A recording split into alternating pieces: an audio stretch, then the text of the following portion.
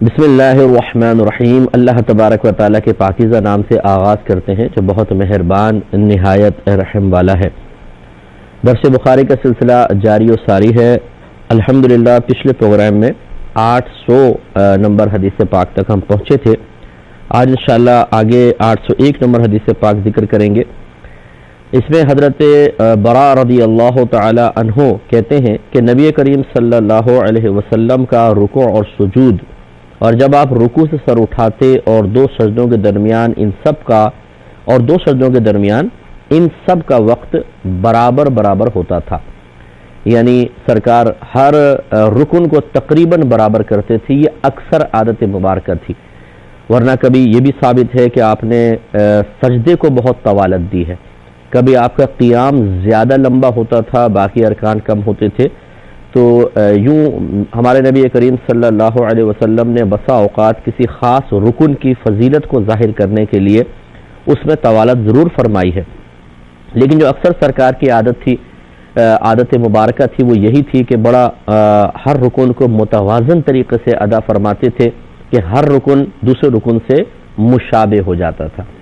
ورنہ اکثر یہ ثابت ہے کہ سرکار نے قیام طویل کیا، ایک یہ بھی ہے، اور دوسرا سجدہ سرکار صلی اللہ علیہ وسلم نے بہت طویل کیے ہیں بعض اوقات۔ تو یہ ان دو رکنوں میں خاص طور پر بہت زیادہ طوالت ثابت ہے، لیکن یہ بیان ہے عام نارمل حالت میں اور اکثر عادت مبارکہ کا۔ 802 نمبر حدیث پاک ہے۔ حضرت مالک بن الحویرث کہتے ہیں، یہ حضرت ابو قلابہ رضی اللہ تعالیٰ عنہ کہتے ہیں کہ حضرت مالک بن الحویرث ہمیں دکھا رہے تھے کہ نبی کریم صلی اللہ علیہ وسلم کی نماز کس طرح تھی، اور یہ نماز کا وقت نہیں تھا۔ ذریعے ہوئے اور خوب اچھی کیا، پھر رکوع کیا، پھر اچھی طرح رکوع کیا، پھر رکوع سے سر اٹھایا اور سیدھے کھڑے ہو گئے حتیٰ کہ ہر جوڑ اپنی جگہ پر آ گیا۔ ابو قلابہ کہتے ہیں کہ ہم کو اس بوڑھے ابو برید کی طرح نماز پڑھائی۔ اس سے حضرت عمر بن سلمہ کی طرف انہوں نے اشارہ کیا تھا۔ جب انہوں نے دوسرے سجدے سے اپنا سر اٹھایا تو سیدھے ہو کر بیٹھ گئے، پھر کھڑے ہوئے۔ یہ بھی ہم نے تھوڑا سا اس کا بیان کیا تھا کہ یہ صحابہ کرام کا طریقہ کار تھا کہ جو کچھ انہوں نے سیکھا تھا وہ دو طریقے سے دیگر کے اندر منتقل کرتے تھے، ایک قولی اعتبار سے اور ایک فعلی اعتبار سے، یعنی عمل کے اعتبار سے۔ تو ہمیں بھی ایسے ہی کرنا چاہیے کہ تبلیغ دین کے دونوں طریقوں کو اختیار کریں، کبھی ہم قول سے تبلیغ کریں اور کبھی اپنے عمل و فعل سے تبلیغ کریں۔ قول سے تبلیغ تو ہر ایک کر سکتا ہے کہ جو مطلب علم رکھتا ہو، جس کو اللہ تعالیٰ کی طرف سے، اس کے رسول کریم صلی اللہ علیہ وسلم کی طرف سے کچھ معلومات حاصل ہوں تو بعینی ہی ان کو دوسروں تک پہنچانے کی سعادت حاصل کرے۔ اور عملی تبلیغ خاص طور پہ وہ کرے گا کہ ایک تو جو کسی بھی لحاظ سے حاکم ہو اور کچھ لوگ اس کے محکوم ہوں، جیسے مثال کے طور پہ حکمران جو ہیں وہ اپنے آپ کو اچھے کردار کے ذریعے ایسا رول ماڈل بنائیں کہ لوگ ان کو دیکھ کے اچھے کردار کے حامل ہوں، جو آج کل ہمیں مطلب اسلامی ممالک میں ہر جگہ نظر نہیں آتا ہے، لیکن باہر کے ملکوں میں ان لوگوں نے ایسے لاز بنائے ہوئے ہیں اور اپنی اخلاقیات کو اتنا انہوں نے ہماری ہی دین اسلام کی تعلیمات کا مطالعہ کر کے ان کی اسٹڈی کے ذریعے اتنا اچھا کر لیا ہے کہ ان کو آج بطور مثال پیش کیا جاتا ہے۔ تو ان کی پھر آنے والی جو نسلیں ہیں وہ بھی اپنے بڑوں کو دیکھ کر کچھ سیکھتی ہیں۔ تو یہ کہ حکمران، پھر اسی طرح اگر شوہر ہے وہ اپنے بیوی بچوں کے سامنے ایک رول ماڈل ہوتا ہے، ٹیچر اپنے اسٹوڈنٹس کے سامنے، پیر اپنے مریدوں کے سامنے، ایک عالم دین جو ہے وہ اپنی عوام کے سامنے جو اس سے اٹیچ ہوتی ہیں۔ تو یہ کہ رول ماڈل بن کر انسان کوشش کرے کہ اپنے عمل کے ذریعے بھی تبلیغ کرتا رہے۔ حضرت موسیٰ علیہ السلام کا یہ قول منقول ہے، بارہا آپ نے پہلے بھی سنا ہوگا کہ ایسے شخص کو دوست بناؤ جس کی گفتگو سے تمہارے علم دین میں اضافہ ہو، اور وہ اپنی زبان سے نہیں بلکہ اس کا عمل تمہیں نصیحت کرنے کے لیے کافی ہو۔ اور ایک روایت میں ہے کہ ایسے کو دوست بناؤ جس کو دیکھ کر تمہیں خدا یاد آ جائے، یعنی اچھا انسان ہو، بعمل ہو، اس کی زبان سے جو الفاظ نکلے اس سے تمہارے علم دین میں اضافہ ہو، اور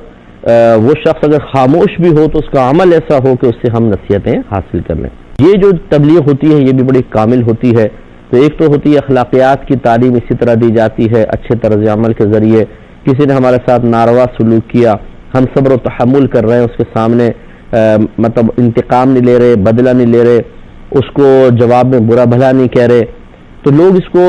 آبزرو کر رہے ہوتے ہیں،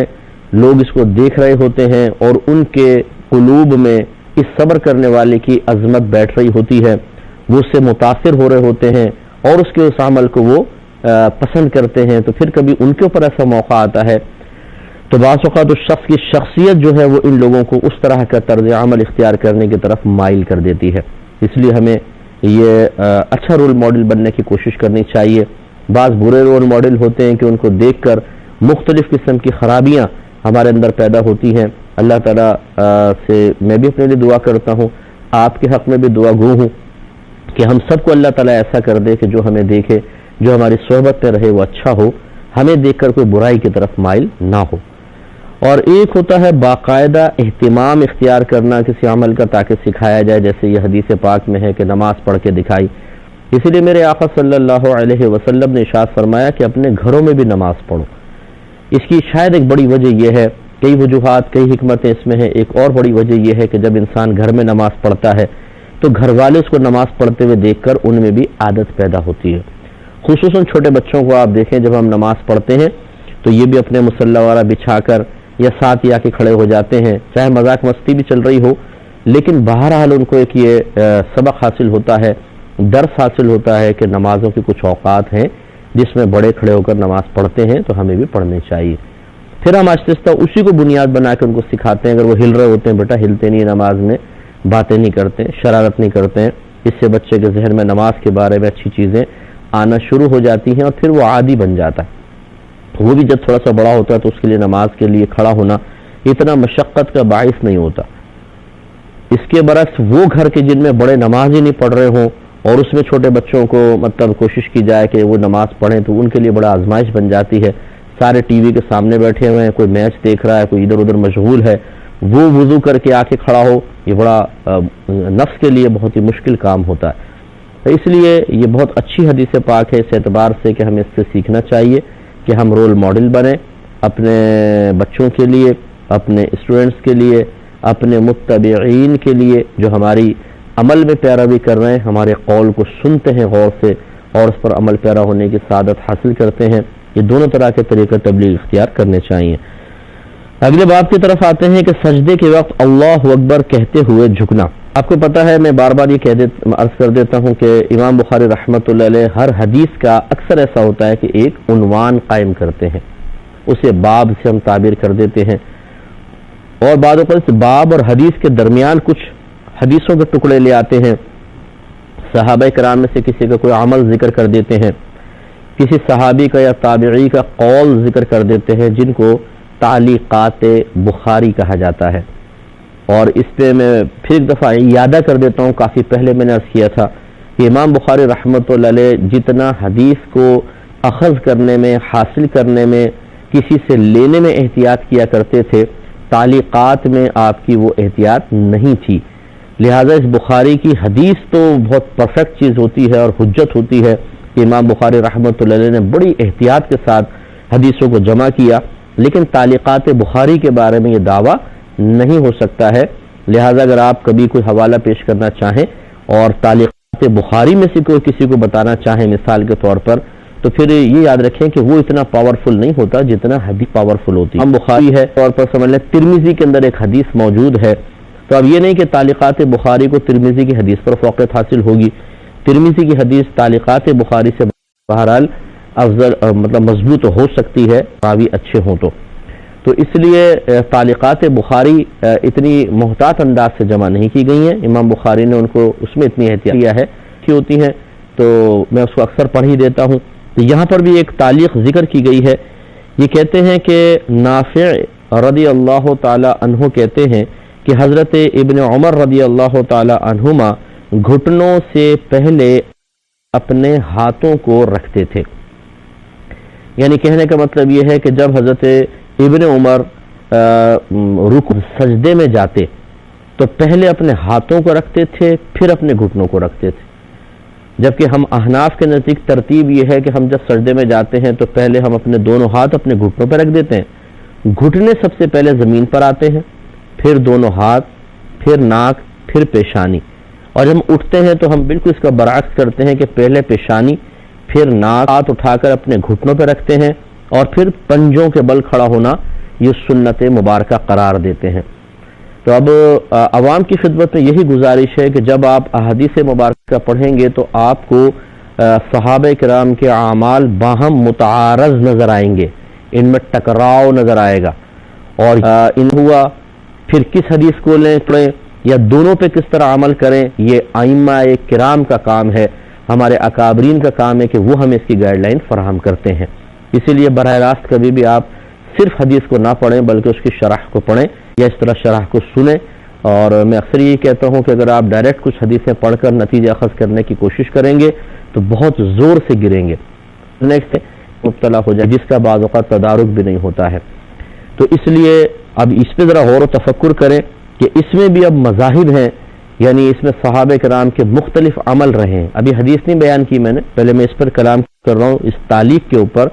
کہ صحابہ کرام کے عمل مختلف ہیں۔ کیا نبی کریم صلی اللہ علیہ وسلم نے ہمیشہ ایسا کیا کہ پہلے آپ سجدے میں جاتے ہوئے گھٹنے زمین پہ رکھتے پھر دونوں ہاتھ،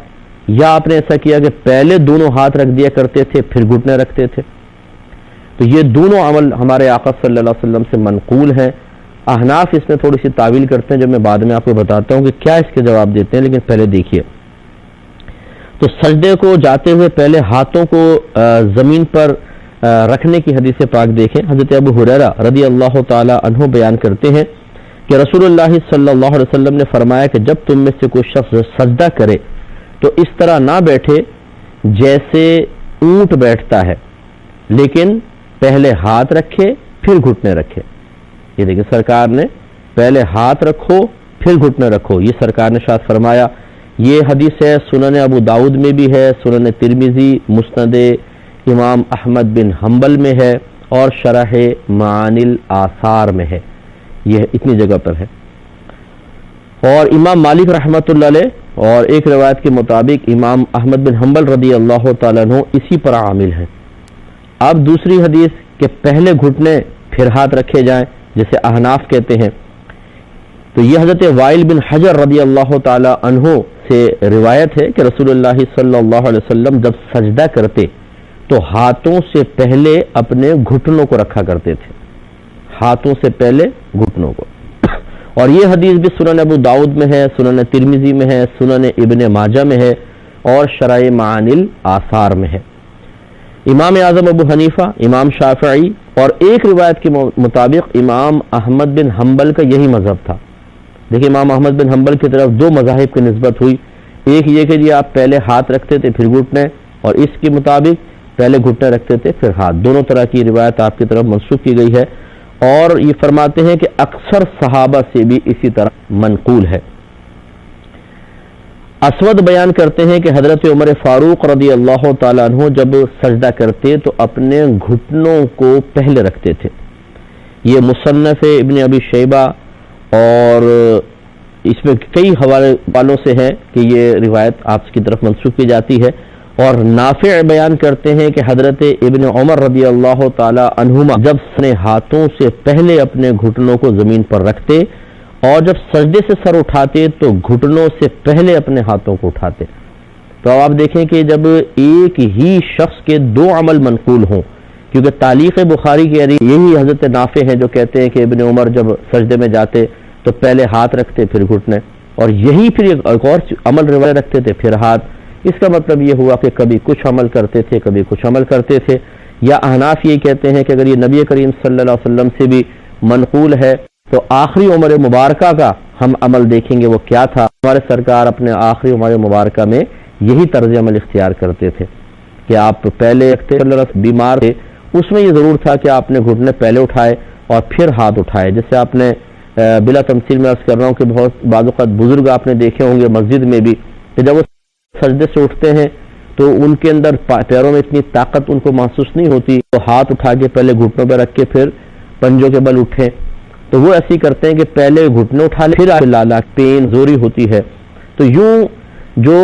روایات ہیں کہ نبی کریم صلی اللہ علیہ وسلم نے پہلے ہاتھ رکھے پھر گھٹنے، اسے ہم یوں کہہ دیں گے کہ یہ ضرور کوئی عذر تھا تبھی ایسا ہوا، اور اکثر حالت میں سرکار نے یوں ہی کیا کہ پہلے گھٹنے پھر ہاتھ، اور اٹھتے ہوئے پہلے ہاتھ اٹھائے تو پھر کوئی ٹر نہیں رہے گا۔ 803 نمبر حدیث پاک، اب یہ حدیث ہے، یہ بیچ میں تو تعلیق پہ ہم گفتگو کر رہے تھے، اب حدیث پاک ہے۔ 803 نمبر حدیث پاک ہے، حضرت ابو سلمہ بن عبد الرحمن روایت کرتے ہیں کہ حضرت ابو ہریرہ رضی اللہ تعالی عنہ ہر نماز میں تکبیر پڑھتے تھے، چاہے وہ فرض نماز ہوتی یا غیر فرض، رمضان ہو یا غیر رمضان، یعنی ہمیشہ تکبیر سے نماز کا آغاز فرماتے تھے۔ پھر جب وہ نماز میں کھڑے ہوتے تو تکبیر پڑھتے، پھر رکوع کے وقت تکبیر پڑھتے، پھر سجدے سے پہلے کہتے، یعنی رکوع سے اٹھتے ہوئے اور سجدے سے پہلے سمع اللہ لمن حمدہ، پھر کہتے ربنا ولک الحمد، پھر سجدے میں تشریف لے جاتے ہوئے اللہ اکبر کہتے، پھر سجدے سے سر اٹھاتے ہوئے اللہ اکبر کہتے، پھر 2 سجدوں کے بعد بیٹھ کر اٹھتے تو اللہ اکبر کہتے، اور ہر رکعت میں اسی طرح کرتے حتیٰ کہ نماز سے فارغ ہو جاتے۔ پھر نماز سے فراغت کے بعد کہتے اس ذات کی قسم جس کے قبضہ قدرت میں میری جان ہے، میں رسول اللہ صلی اللہ علیہ وسلم کی نماز کے مشابہ نماز تمہارے قریب کر رہا ہوں، یعنی تمہیں بتا رہا ہوں، بے شک ضرور یہی نبی کریم صلی اللہ علیہ وسلم کی نماز تھی حتیٰ کہ آپ دنیا سے تشریف لے گئے۔ تو معلوم یہ ہوا کہ یہ ایک تو تکبیر پورے ہر نماز کا جزو لازم ہے، یہی بتانا مقصود ہے راوی کا، حضرت ابو ہریرہ ہر نماز کو تکبیر سے شروع کرتے تھے، اور اس میں کوئی فرض یا سنن نوافل کی تخصیص نہیں ہے، سب کے اندر آپ کو ہمیں تکبیر لگانی ہوگی، اور پھر مختلف تکبیرات کا طریقہ انہوں نے بتایا۔ بس یہ جو بات ہے کہ پھر 2 سجدوں کے بعد بیٹھ کر اٹھتے تو اللہ اکبر کہتے، یہ احناف یہ کہتے ہیں کہ یہ نبی کریم صلی اللہ علیہ وسلم سے منقول ضرور ہے، لیکن یہ اس کو ہم محمول کرتے ہیں کسی عذر پر، کہ سرکار کو کوئی عذر تھا تو پھر 2 سجدے کر کے آپ پہلے بیٹھے پھر آپ کھڑے ہوئے، ورنہ اکثر ایسی ہے کہ سرکار نے دوسرا سجدہ کیا بیٹھتے نہیں تھے بلکہ ڈائریکٹ سیدھے کھڑے ہو جایا کرتے تھے، جیسے کہ احناف کا طریقہ ہے، اور اس پر ہم پہلے بحث بھی کر چکے ہیں۔ اللہ تبارک و تعالیٰ سے دعا ہے کہ رب کریم جو کچھ ہم نے بات سنی اس پر عمل پیرا ہونے کی توفیق عطا فرمائے، آمین۔ وآخر دعوانا ان الحمد للہ رب العالمین۔